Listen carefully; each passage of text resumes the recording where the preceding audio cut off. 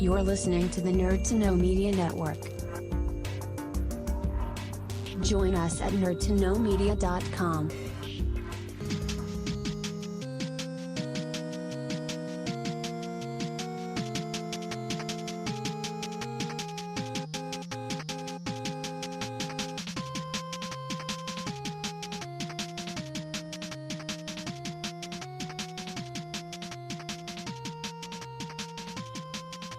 Hello and welcome to this week's edition of the Game Corner, hosted by Kieran Calcone as always. And this week I am joined by our first comedian on the show, Alex Byrne. Is it Alex Byrne or Alex J. Byrne, just in case people are looking you up?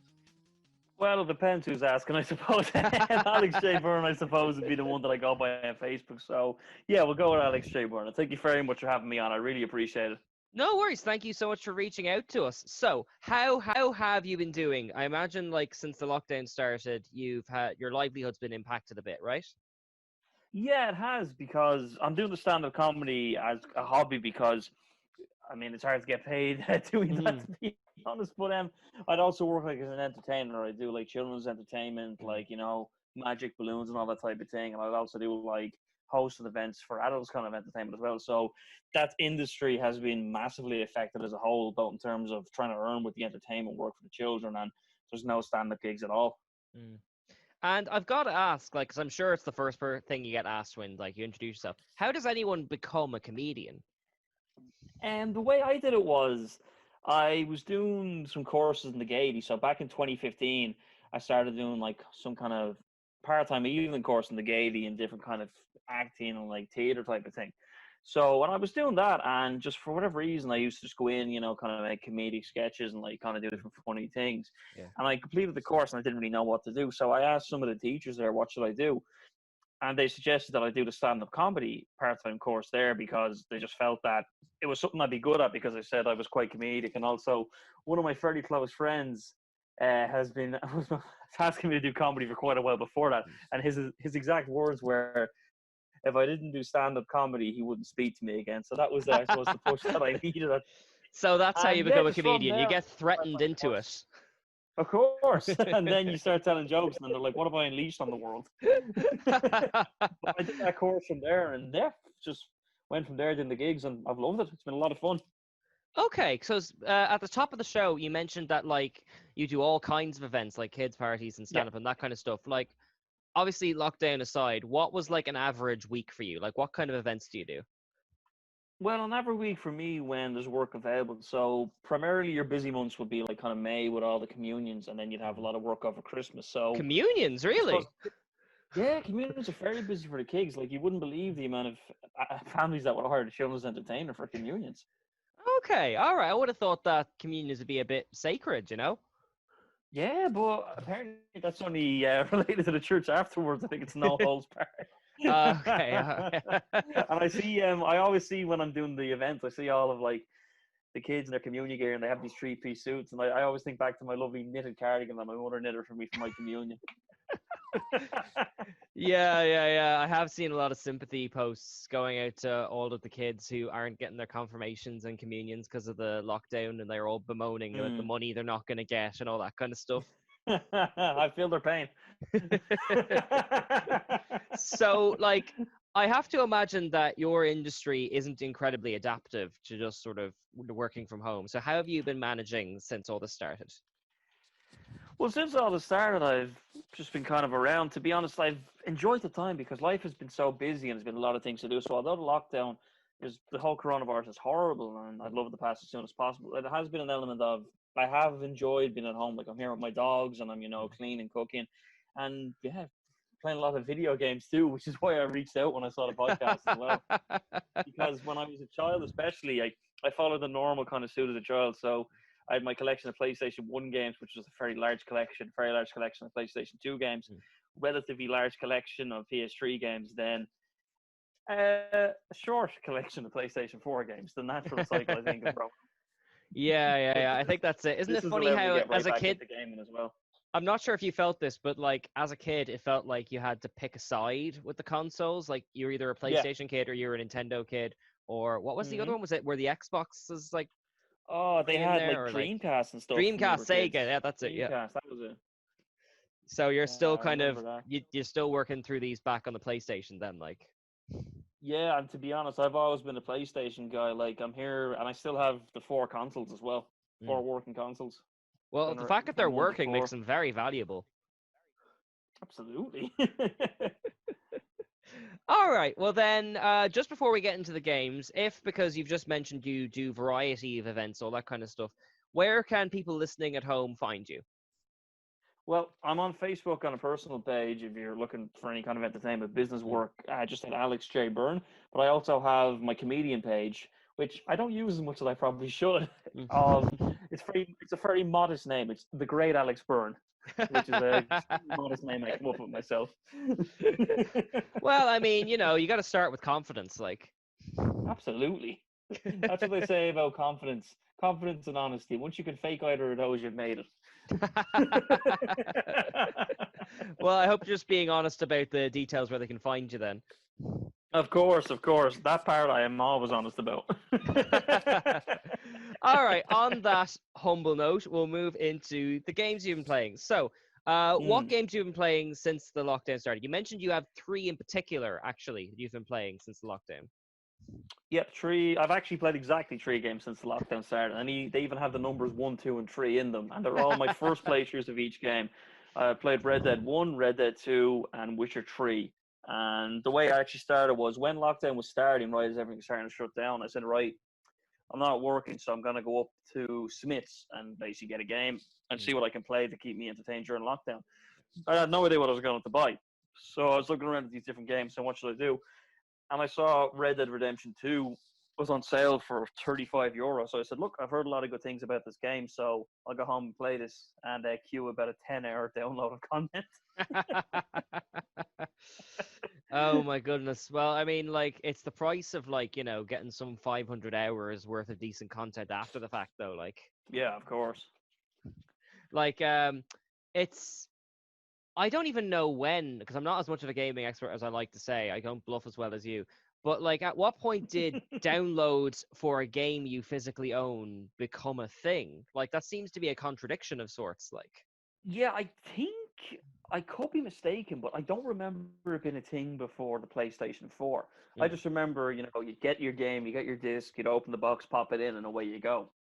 But I just with the PlayStation 4, it seems to be a case of that you install the game and they got to download and the mm, install seems to take longer because they're such big games, and also they're updating all the time as well. So you go and play a game you haven't played for a few weeks, and all of a sudden it's like updating the new versions before you could yeah. use it.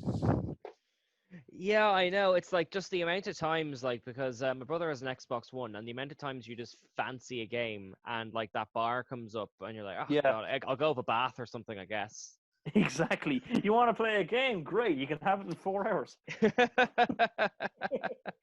Well, with that optimism out of the way towards the gaming industry, I believe, take me through. You've been playing Red Dead Redemption 1 and 2. I haven't actually played these, so like, what's the kind of those games in a nutshell?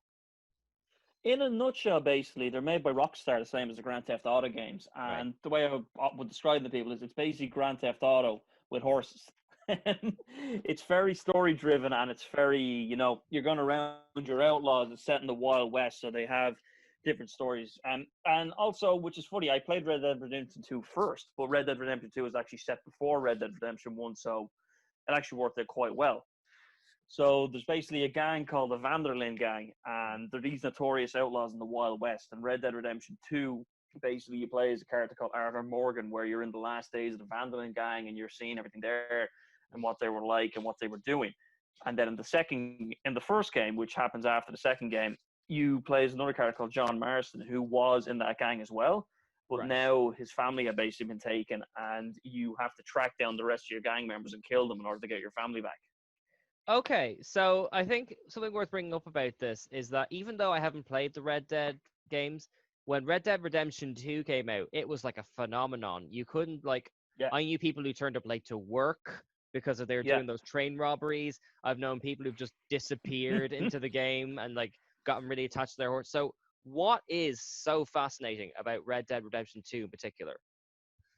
For Red Dead Redemption 2, and I'll go on record and say I had the same thing because I knew guys that I was working with at the time when Red Dead Redemption, easy for me to say, when Red Dead Redemption 2 came out.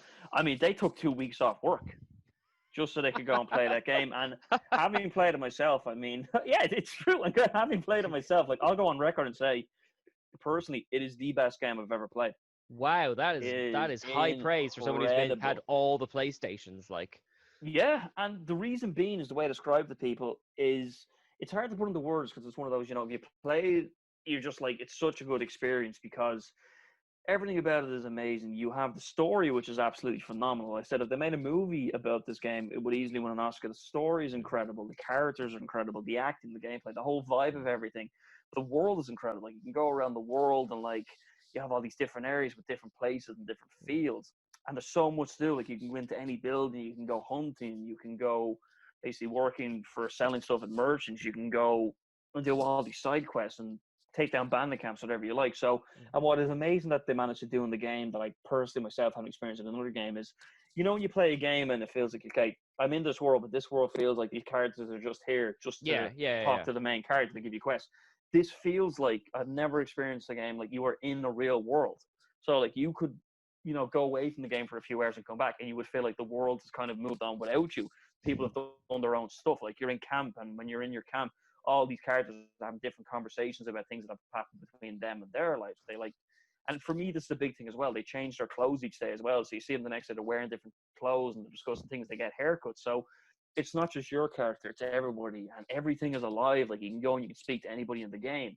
Nothing is off limits, and you can choose how you want to actually be in the game. You can choose to be basically an outlaw, a bad guy, or you can actually choose to be a good guy, and it will affect how what happens in the game and how people treat you. Like for example, say if you're notorious in the game for being a bad guy and robbing places, you'll go to a town and they won't serve you or anything. Like the people will be afraid of you. But if you're a good guy, you'll go into town and people will be nice and you'll get like discounts and shop and stuff like that. So that level of continuity and everything like that as well is just I think that's mind blowing. In fact, it feels like this is actually a real person in a real world, and all these characters exist when this person isn't here. And as well as the story, like the story is absolutely phenomenal. I recommend anybody to play it because it's incredible. And I've never said this about a game before. It got me so emotional.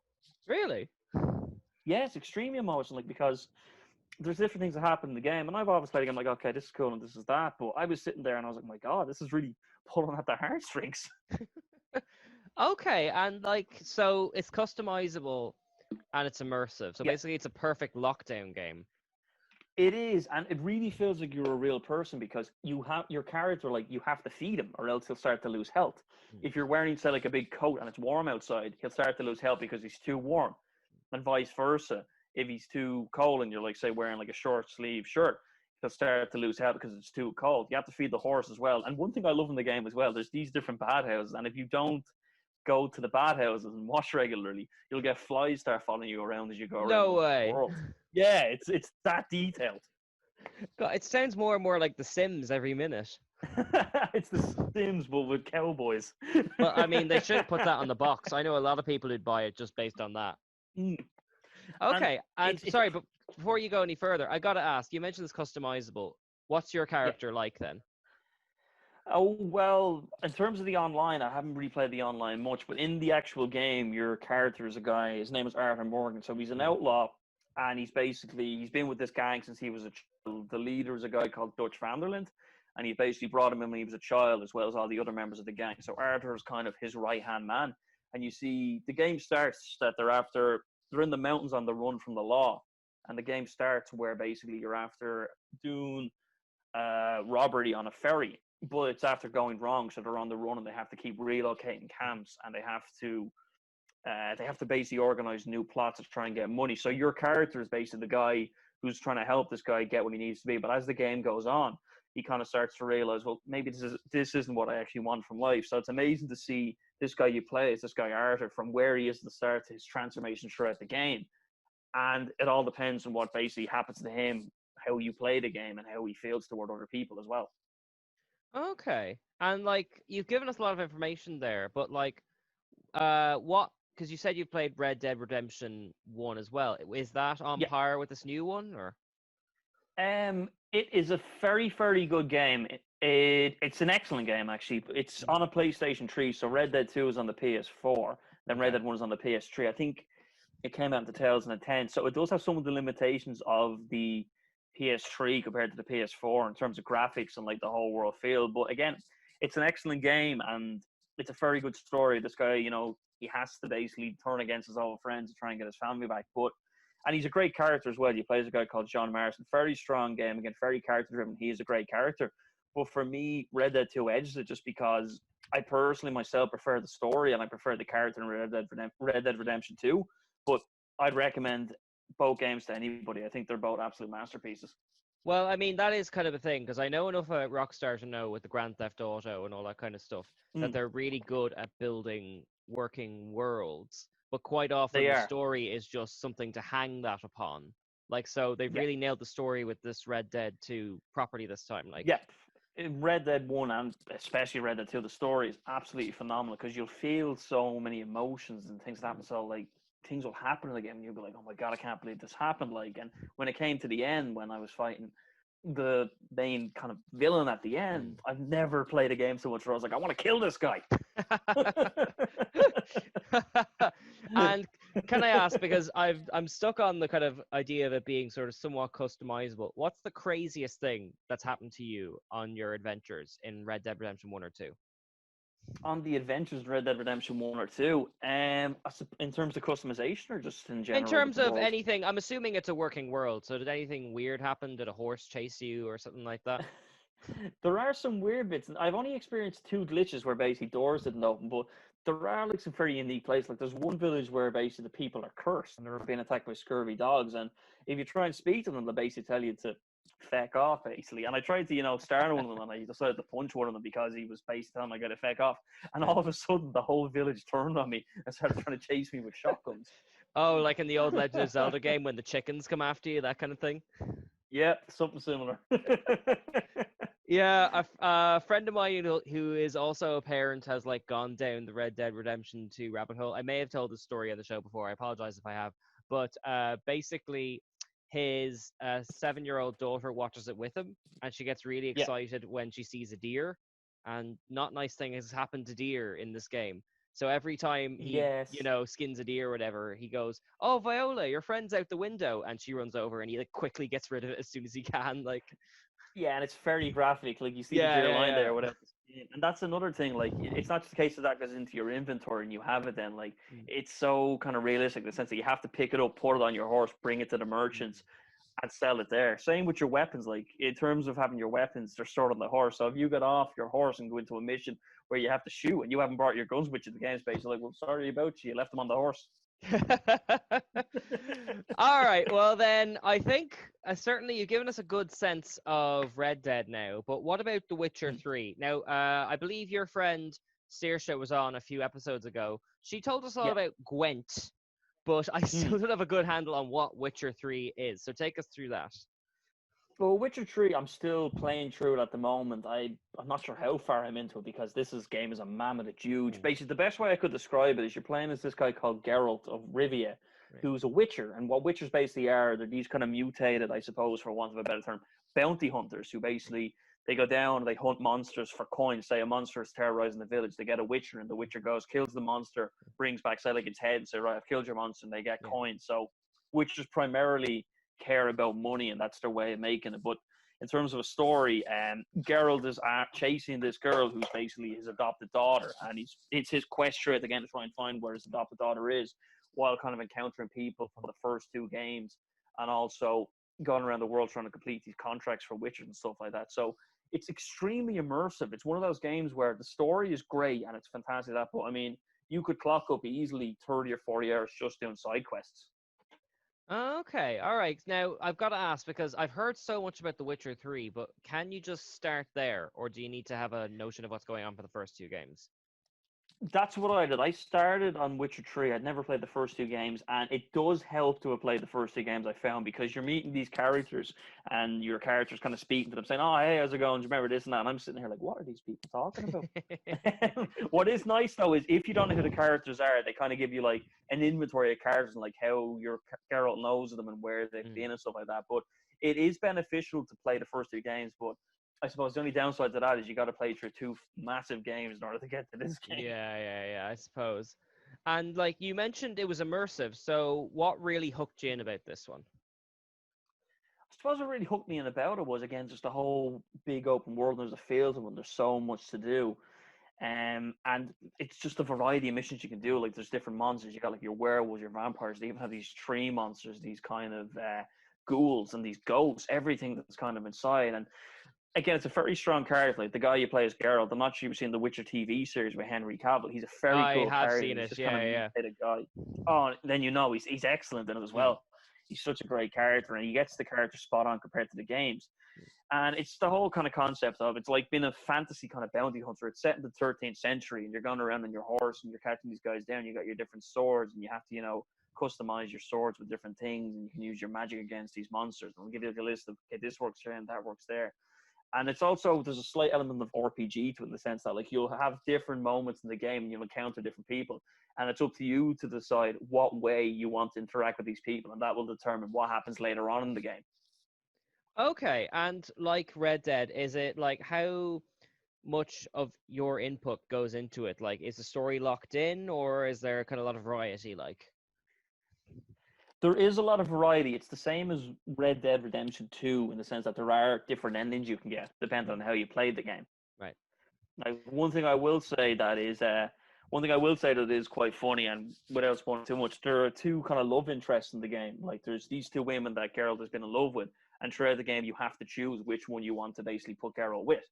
Right. But what's funny is, and I was put wise to this actually by my brother who had played the game before, it's very funny in the sense that you have to choose between them, but if you choose both, they'll basically both bring you into this room and they'll leave you there to basically fend for yourself. It's like if you try and be smart and chase both of them, you'll end up with absolutely nothing. Oh, I see. So there's actual consequences for you There are kind of actual being a chancer. Like, consequences. okay, I must say that is incredibly refreshing to hear about. It is. And I like that, because he was saying, what do you know? I was like, well, I'm doing this and doing that. And he was like, don't do that. Why? Because this will happen. And I was like, oh, okay. Actually, put me was I better replay that last part of the game. Well, my only experience with The Witcher is the Netflix series, but yeah, if the female characters in the game are anything like that, yeah, I can't imagine they'd suffer fools gladly. Like, Absolutely, the sorceresses, they don't let anybody mess with them in that game. And it's 2 of the characters that you saw in the series. If anybody's watched the series, your main 2 love interests will be Triss and Yennefer. I see. Okay, that makes sense now. So if what is it in terms of spoilers? If I tell the story of Witcher 1 and 2, will that be ruining things for anybody? We'll tell you what then, just because for people listening at home who may have heard of them but may not have played them, why don't you instead tell us, is it an easy game to pick up, and what's the kind of appeal of it? It's a very easy game to pick up, and the appeal is that you're in this, I suppose, almost like World of Warcraft. You're in this fantasy world where everybody has like these different places, and it's a massive open world game.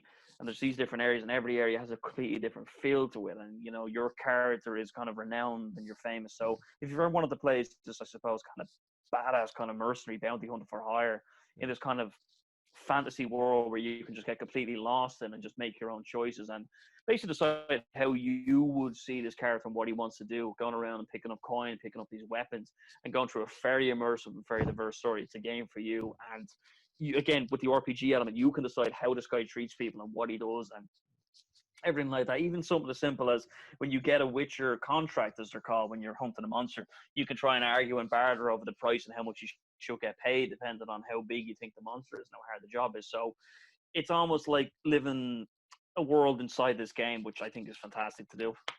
Okay, and like, because I know not everyone kind of would be up on their fantasy. Like, it's even though it's kind of more widespread now than it has ever been, it's still a bit of a niche thing to some, because we brought this up on the Dungeons and Dragons episode.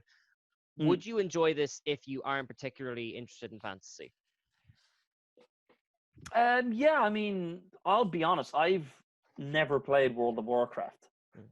I just know what it's like, and I've only ever sat in one Dungeons and Dragons session. So for me personally, I found it very easy to pick up because I enjoy the whole kind of adventure style of it as well. Like, you don't have to be like completely immersed in the whole kind of fantasy world. There is a lot of fantasy and magic, but if you enjoy an adventure and kind of just, I suppose, on a very basic level, going around whacking things with swords, you'll enjoy it that way.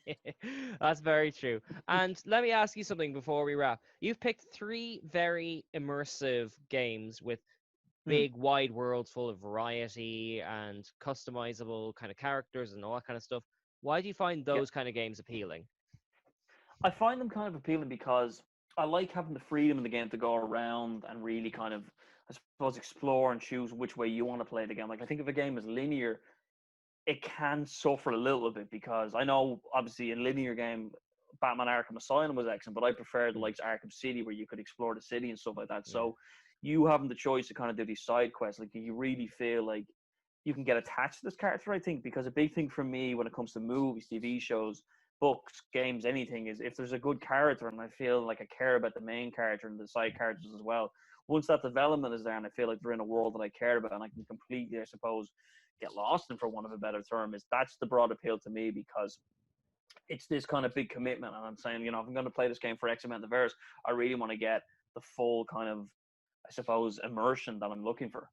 Okay, so you wouldn't be happy with like an on the rails sort of game, even if the kind of gameplay itself was good. If there wasn't that sort of level of interactivity, it wouldn't appeal to you as much.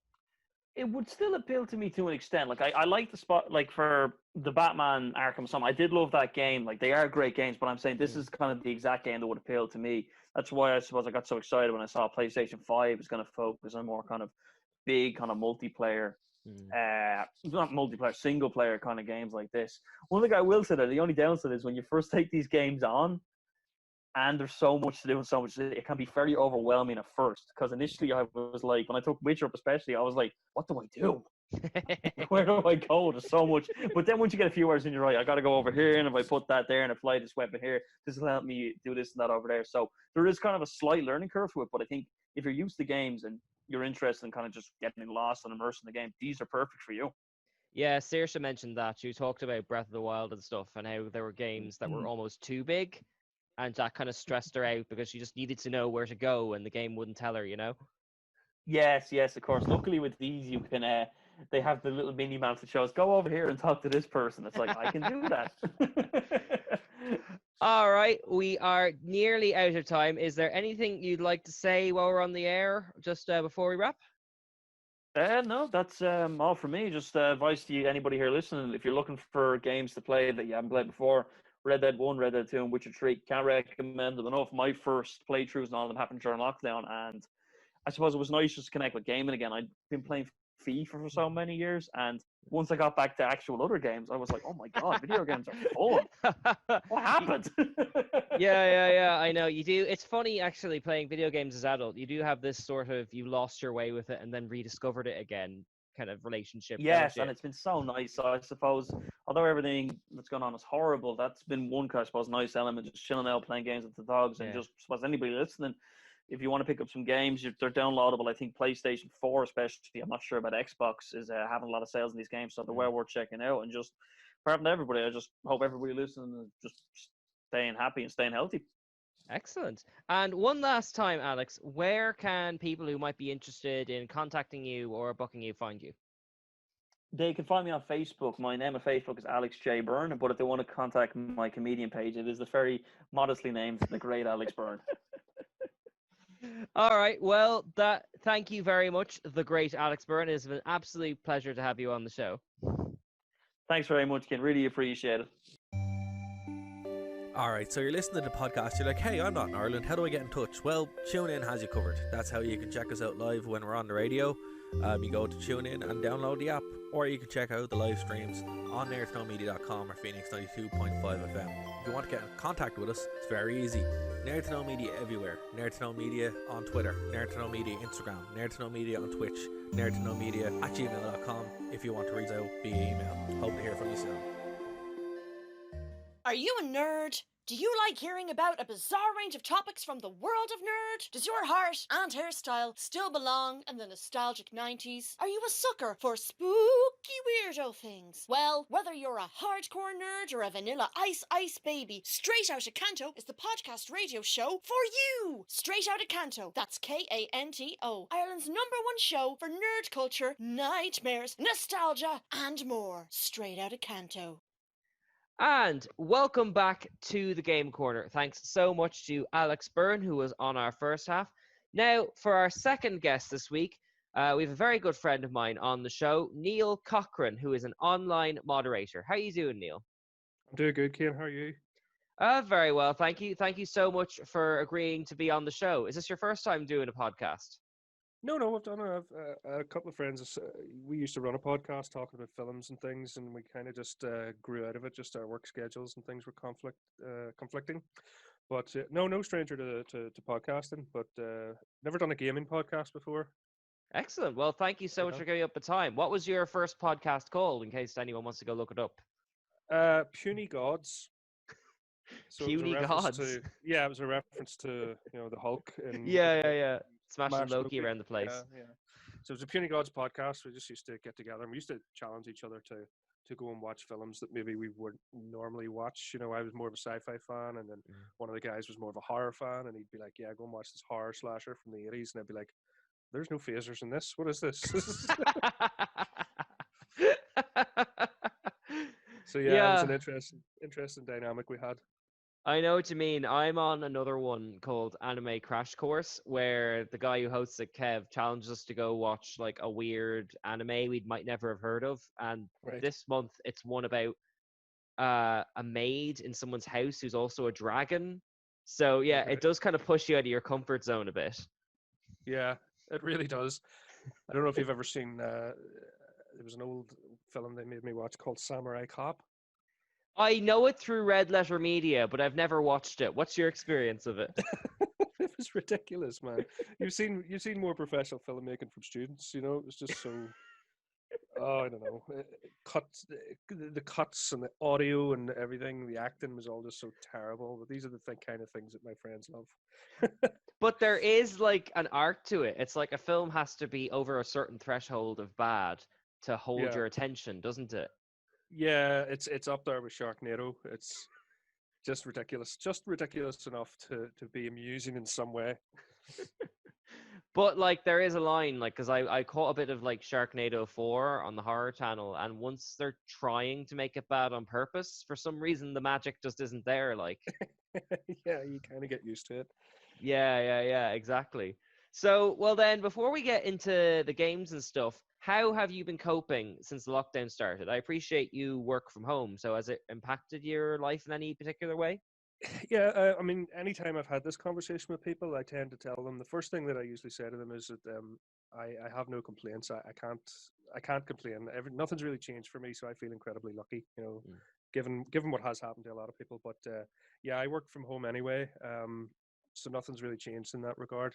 We've become a lot more busy because I work for a video hosting website, and whenever educational institutions closed and personal trainers had to close, and businesses and offices, they're all communicating by video now. So if anything, I got busier work-wise.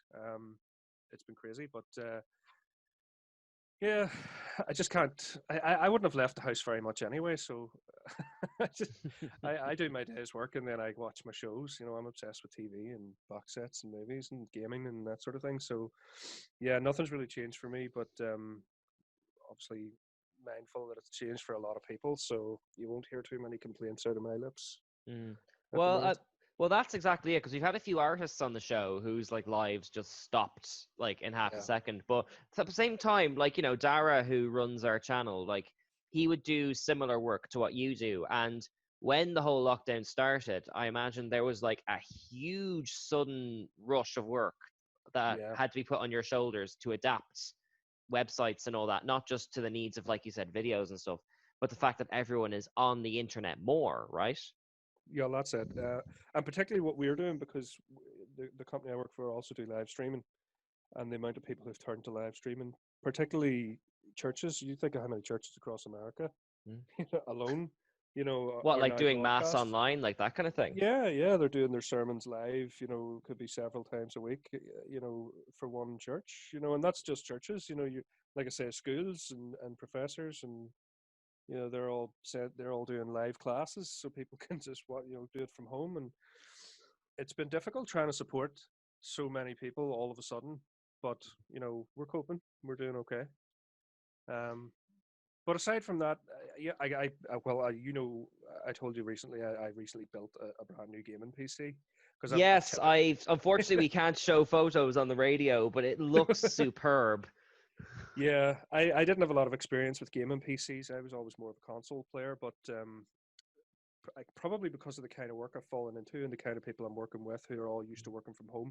A lot of them are online gamers and they've all got their own PCs and they've been gnawing away at me for months. You need to get one of these and we can play this, we can do that, and I just kind of said, okay, darn it, I'll just do it. Yeah, I just started buying up components. My neighbor would be a big PC builder. He's big computer geek. Mm. He sold me a really good graphics card, and I kind of just built everything around that. So that's taken up a lot of my focus the last few weeks, and it's only really in the last 2 weeks that I've got it up and running, and it's purring like a kitten. It's beautiful. There's hoses full of green liquid just pumping around it, and there's so many different lights. It's so pretty. And how would you even learn where would you learn how to build a gaming PC? Like, it seems like a huge undertaking. Well, it is, but there's so many resources because this is, people have been doing this for a long time. I'm going to be honest, I didn't do a lot of the build. I bought a lot of the components, and my neighbor did most of the building for me. I screwed a few things in here and there, and I provided some screwdrivers, so I wasn't completely useless in the whole process. But now that it's put together, I'm making good use of it. But I've learned a lot while we go. I mean, you start your case, you get a big enough case for the kind of build that you want to put together. You get your motherboard. Basically, everything plugs into the motherboard, and then you need a power source. Everything plugs into the power source. You just have to make decisions on what kind of build you want. Really, how much memory are you going to need, or how good you want your graphics to be. How much cooling are you going to need? A lot of this thing has 6 fans in it, but it whispers. You can't hear anything. And then the graphics card actually needs to be water cooled. So I've got a big tank there with all this green. You can pick different colors of liquid. So I picked a green liquid, and it's literally just pumping through the graphics card constantly, and the fans are cooling the liquid as it moves around through the graphics card, and it's so beautiful.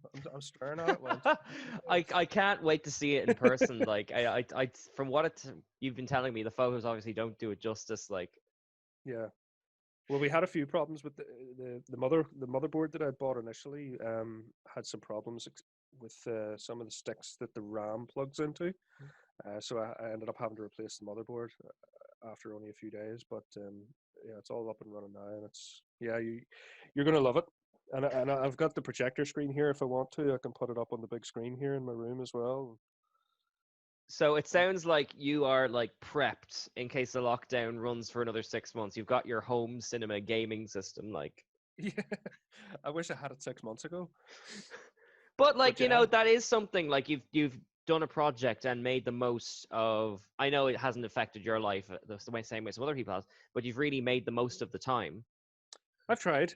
I've tried to. Because I've got so many box sets that are now finished. I'm finished with Picard. Picard's done. Better Call Saul's done. I needed something else.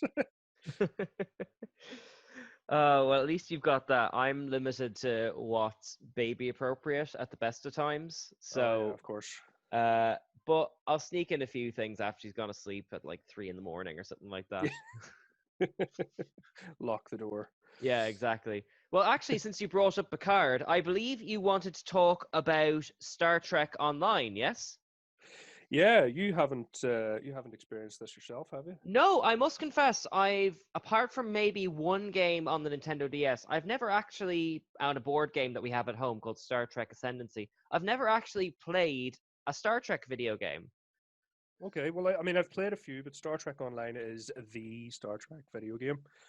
It's an ORPG. Right? So it's basically the way the game works. It's all about your career as an officer. So you create your character. You decide, do you want to be a human? Do you want to be a Vulcan? Do you want to be a Romulan, a Klingon, an alien of some kind? You choose your allegiance. Do you want to be with, Picard and the Federation, or do you want to join the Romulan Empire, the Klingon Empire, whatever it may be? And your missions. There are missions throughout the game. Obviously, go to this planet, do that, fight this guy. Go to this planet, beam down. Solve this puzzle, collect these items, whatever it may be. That's all just a very small part of the game, because it's about accumulating technology, accumulating better ships, faster ships, more powerful ships, weapons, consoles, getting the best crew together. Obviously, there's the online aspect where you're playing with your friends, but in terms of non-playable characters, you want to get bridge officers who have certain skills, and you can train them in certain ways.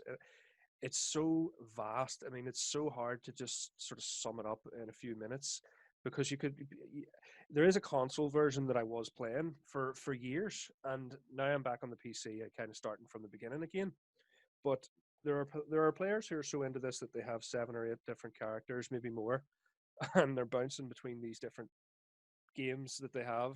I'm going to develop this guy as a Klingon within the Klingon Federation. I'm going to develop this woman as a Starfleet tactical officer, or I'm going to go for this Ferengi engineer.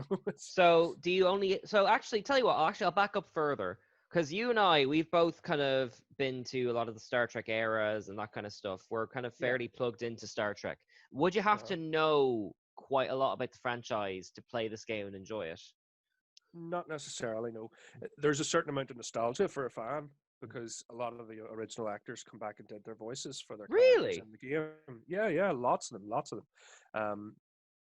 But you could enjoy the aspects of the gameplay and what it involves. You have all these games like Command and Conquer, and where you're going around building an empire and that kind of thing. You don't necessarily have to know a lot about tanks, to enjoy a game like that. Stellaris is another one. It's kind of build a space empire, colonize planets and all that kind of thing.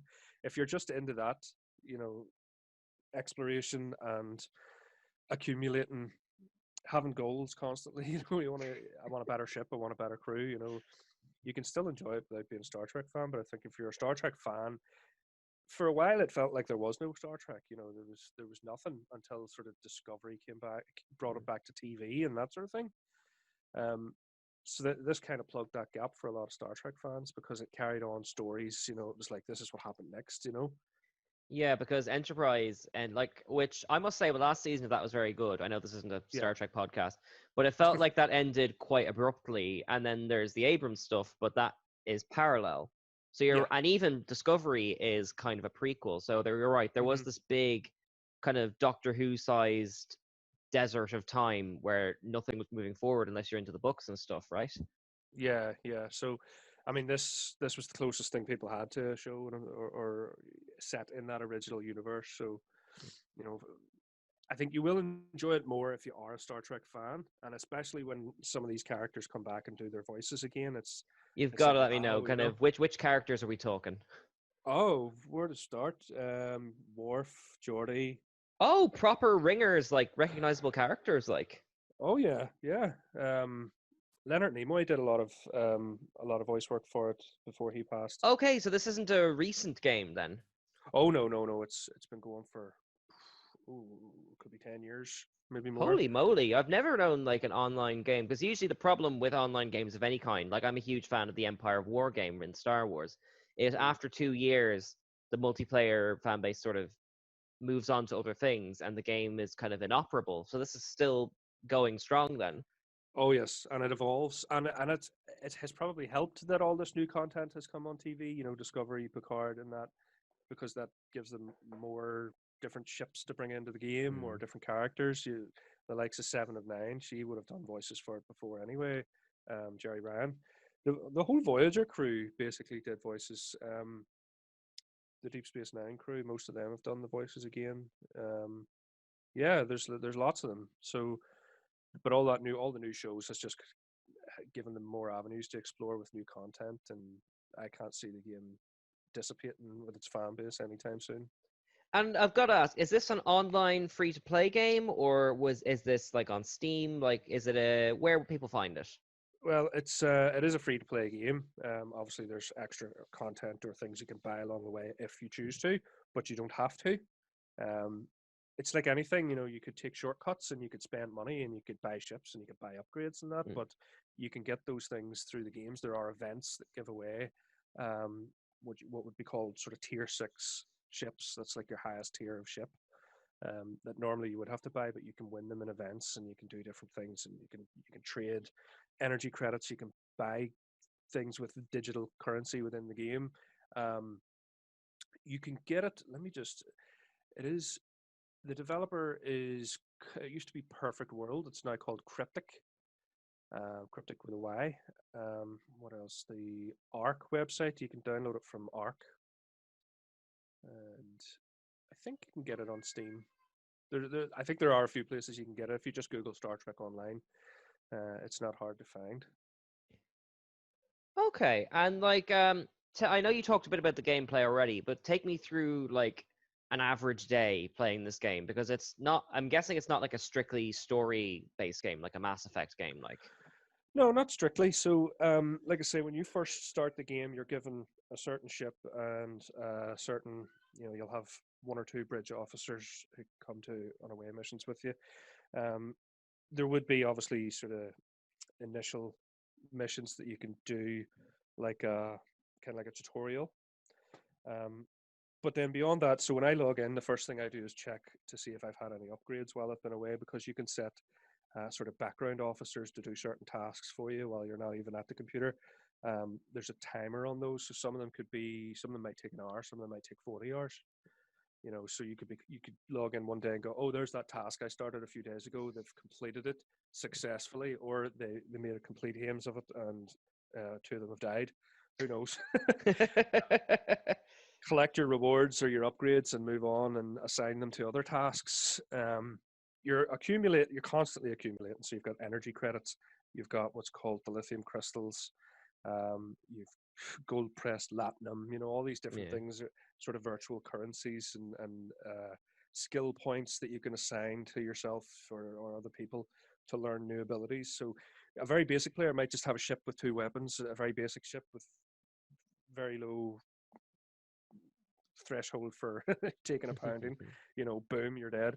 Yeah. And then there's other players that might have a much more powerful ship with 8 weapons, and it's not even just about the weapons. If you have certain abilities in yourself or your crew members, you can deal damage to other ships without firing a torpedo. It's activate an artificial gravity well and get them sucked into it, or create ghost images, holographic ships to confuse enemy sensors.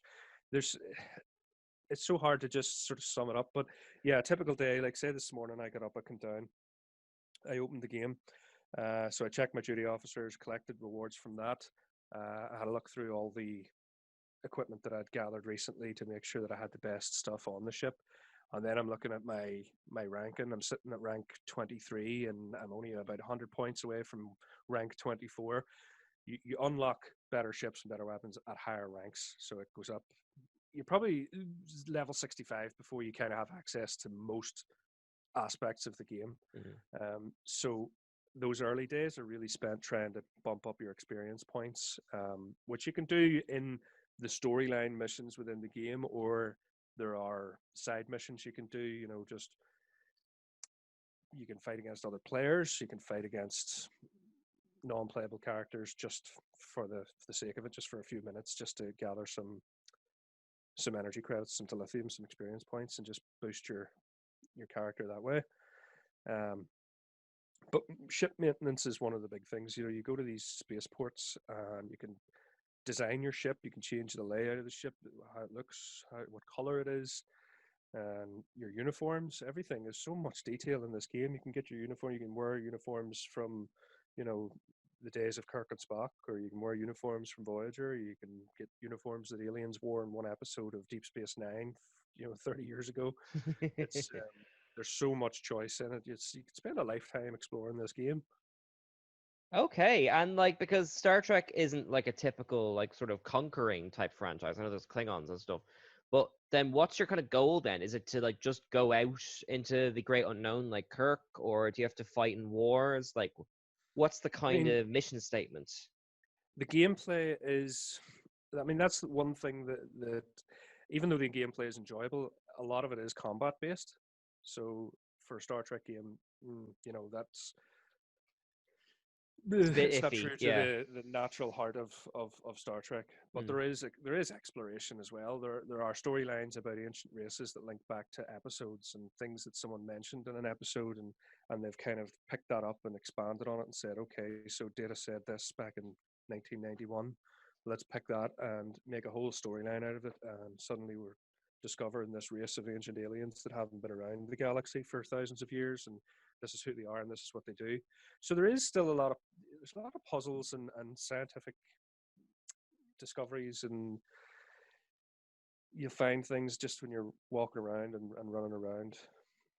Diaries that someone left, you know, from hundreds of years ago, or artifacts from like these dead races. So there is still a lot of that sort of exploration in that. The main purpose of the game is to improve your character and your ship and your crew, but you do that in a variety of ways, and the storylines is just a small part of that. But they are interesting, especially when they bring back some of the old characters, and it's like this is what happened to the politics of the galaxy 20 years after what you saw on TV. You know, it could have gone this way, it could have gone that way. So Well, it's that's just interesting it. as Like you well. said, until Picard came along, that universe hasn't moved forward since Voyager. Like, Yeah, Nemesis. I suppose it was the last thing. Star Trek Nemesis, the last Next Generation movie. That would have been the very latest thing to happen. Between that and Picard, there's just a big void. Mm. You know, and that's what the game kind of explored. Not that it's when new content comes out on TV, it's not that they turn around and change the story and suddenly it's like, oh well, we got that wrong, so it's actually going this way. But they'll just introduce discovery characters and discovery ships and discovery based missions and that sort of thing. So it doesn't interfere, if you know what I mean. okay. And like from what you've told me so far, it's clearly made by people who know Star Trek and really care about it. Like, Oh yeah, absolutely. Yeah, definitely. Um, it was something we noticed. A friend of mine from England was playing it with me the other day. There was a planet we went to, and we found these artifacts from this race, and they were only mentioned once in Star Trek, and it was the language that they apparently spoke. One of the characters in Star Trek: The Next Generation had mentioned that it was a combination of this language and that language, and that was all that was ever mentioned, you know, about these languages. And someone has taken that and made a whole planet.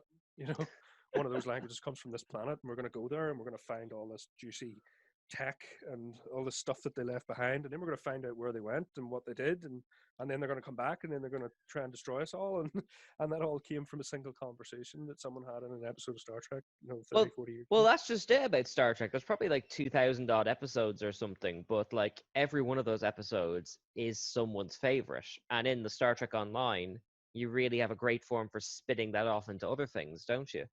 Yeah, and it's great to have people who are fans who are behind the development of the game. You know, it's not like, you know, Star Trek Monopoly, who it's just Monopoly of just, you know, put some Star Trek names on the board and try to appeal to a fandom. You know, it's actually Yeah, I know. We had a Doctor Who Monopoly like in the shop for a while, and instead of locations, they literally just had like different doctors, and you get the right. sense that like, oh well, someone just Googled Doctor Who and plugged that in. It wasn't made by someone who really cared, you know. Yeah. And I think that's important to a lot of gamers as well, especially if a game is made from a franchise, or even when a movie is made from a game. You want someone who was involved in what you fell in love with to be involved in developing it in a different way. Mm. Well, that's just it, because it's a bigger conversation that we have time to get into. But like, when you invest in a franchise, be it like the Avengers or like a Star Trek or whatever, like, and then something is made that feels like it hasn't been as well researched or well crafted as the time you've kind of put into it, it kind Yeah. of shows and it bothers you straight away, doesn't it? Like, Yeah, absolutely. Yeah. so we've got about 1 or 2 minutes left on the clock. Is there anything you'd like to say about the game before we wrap, or even anything else you'd want to recommend? Well, that's where my focus has been. like I said, I've only had this thing for a few weeks. I tried Battlefield. I'm terrible at Battlefield. See these Battlefields and Call of Duties and that. Mm. I die before I even know what direction I'm facing. I find those very stressful. So therefore, I've concluded that those games are the most realistic games that are ever made. Because if you drop me in the middle of a battlefield, it wouldn't end well for me. You know. Yeah, that's what I found with the Call of Duties. It's like unless you're a certain type of gamer, you learn very quickly that you would not have lasted long in World War II. Yeah. So, I mean, the games that I enjoy the most are the ones that you kind of have to do a lot of deep thinking about, and strategize about. So the likes of Star Trek Online and the one I mentioned before, Stellaris, that's another very good one. It's another no, it's not free to play, but it's not expensive. Again, it's get out into the galaxy and explore and colonize new worlds and meet new races and develop your social, your economic, your politics, all these different things. And I like having those things to think about, rather than just blowing things up. But blowing things up is a lot of fun too. So in that way, Star Trek Online is perfect for me, because it's not just about blowing things up. It's about the means by which you're going to blow things up. Yes. And I've got to ask, because I feel like I have to ask this every time there's like a free-to-play game. You don't run into obstacles if you're not paying to play, like, too much. No, not at all. You don't. The gameplay is there for everyone.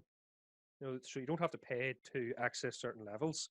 But if you're impatient, you could just pay for a better ship rather than earning it, and going and working and gathering enough energy credits within the game to pay for it, So yeah, no, none of the gameplay is restricted financially. So there are people who have played that game for years and have great ships, and they've never spent a penny. Okay, because I know that a few years ago I came across like a mobile Star Trek game. I'm trying to look up the name of what it was now. Oh yeah, Star Trek Trexels, where it was so steeped into the monetization that like you had to do a 5-minute game to get like one crystal, and you needed like 100 crystals to unlock a new planet. Like, there's none of that kind of malarkey. No, definitely not. You can work your way through. The game will give you new ships as you rank up to tier 5, and you can make a living with a tier 5 ship, but then they'll run events 3 or 4 times a year, and the reward for taking part in the event could be a tier 6 ship. So you can still run through all the missions, you can still access all the planets and all the gameplay features without buying these awesome new ships. It's more of a new toy, So I don't mind spending a bit of money here and there for a better ship.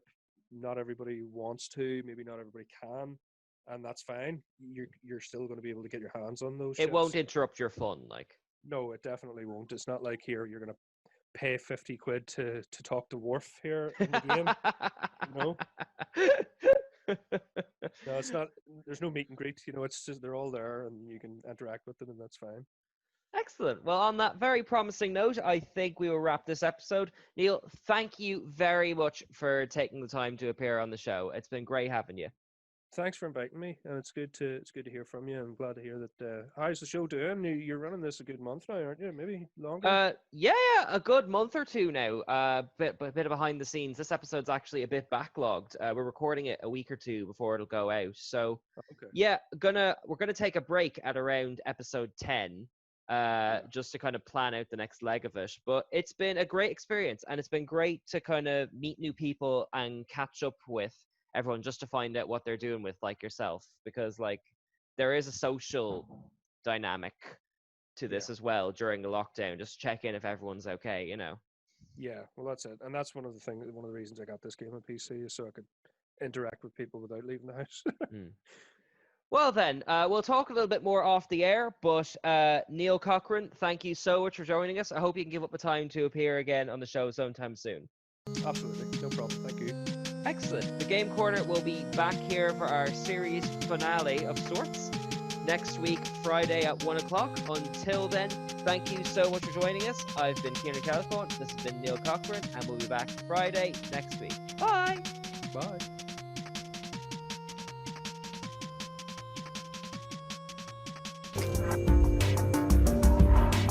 Join us at nerdtoknowmedia.com.